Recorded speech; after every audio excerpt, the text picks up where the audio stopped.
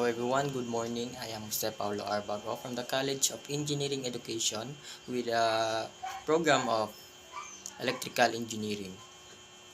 So, I am here to discuss about the Cotabato City and a quick overview about the municipality of Makilala.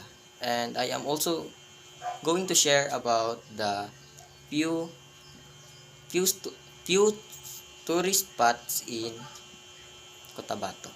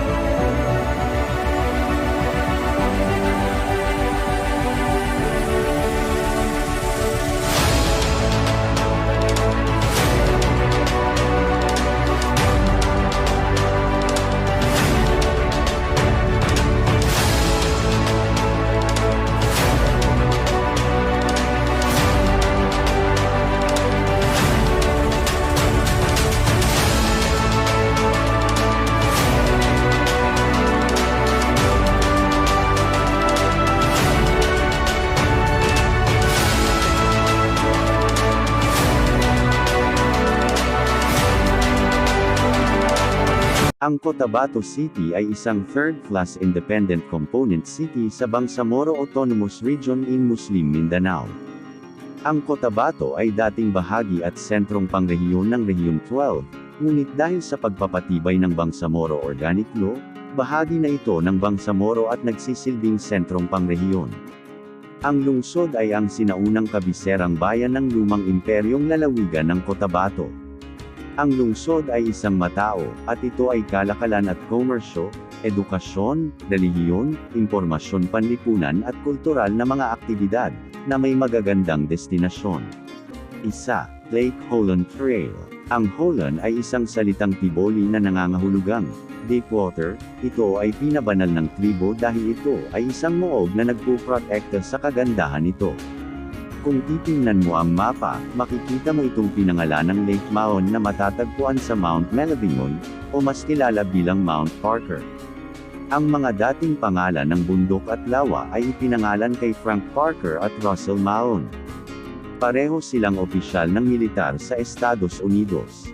Naugnay ang pangalang ito dahil sa insidente ng pag-crash ng flight habang sila ay nagmamap sa lugar noong taong 1930. 2. Go Hillview Deck. Dito makakapag-relax ka, at malanghap ang kasariwaan ng hangin habang ninanamnam ang mahaba at palikulikong road adventure papuntang Barangay Guiling. Ito rin ang pinakamagandang lugar para masaksihan ang pagsikat ng araw habang dahan-daang binubuksan ng araw ang makulay na kulay ng mga bundok at lambak. Ito ay matatagpuan sa probinsya ng Alameda, Cotabato.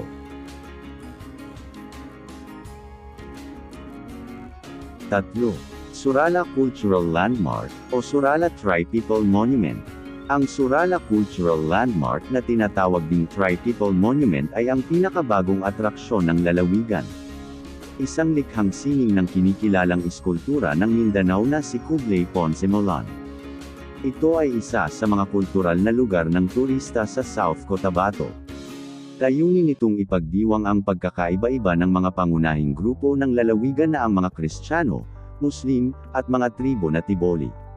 Dinisenyo ito ni Kublai Ponce Molan, isang multi-awarded Mindanaoan artist at sculptor.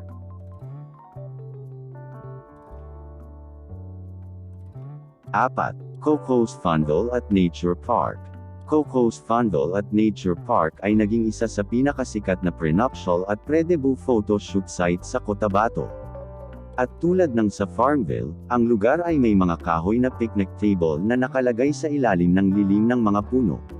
Ito ay isang perpektong lugar para sa mga magpipiknik na pamilya kung saan ang mga bata ay maaaring maglaro sa malumanay na sloping field ng damo, habang ang mga magulang ay maaaring mag-enjoy habang nagre-relax sa ilalim ng lilim.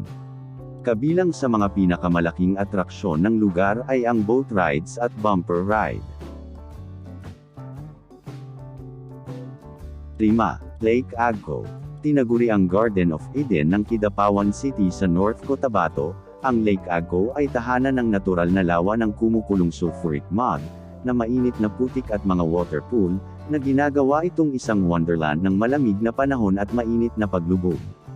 Ito ay isang umuusok na mainit na lawa, kung saan ang sulfuric mud ay ginagamit para sa mud spa, na inilapat ng mga manobo sa mga bisita na gustong subukan, ito kasama ng natural na singaw at mainit na paliguan. Isa sa mga pinakabinibisitang magagandang lugar sa paanan ng Mount Apo. 6. Matigul Falls. Ipinagmamalaki ang kahangahangang 330 talampakan ang taas na may malinis na tubig na umaagos sa mga water basin nito ang Matigol o Bani Falls. Sa paligid ng talon, makakakita ka ng kagubatan at magagandang formasyon ng mga bato. Ito ay isang lugar para sa mga turista na naghahanap ng isang bagong lugar upang tuklasin. Ang Matigol Falls ay partikular na matatagpuan sa Sitio Matigol, Barangay Dato Landean, Arakan Valley, North Cotabato sa Mindanao.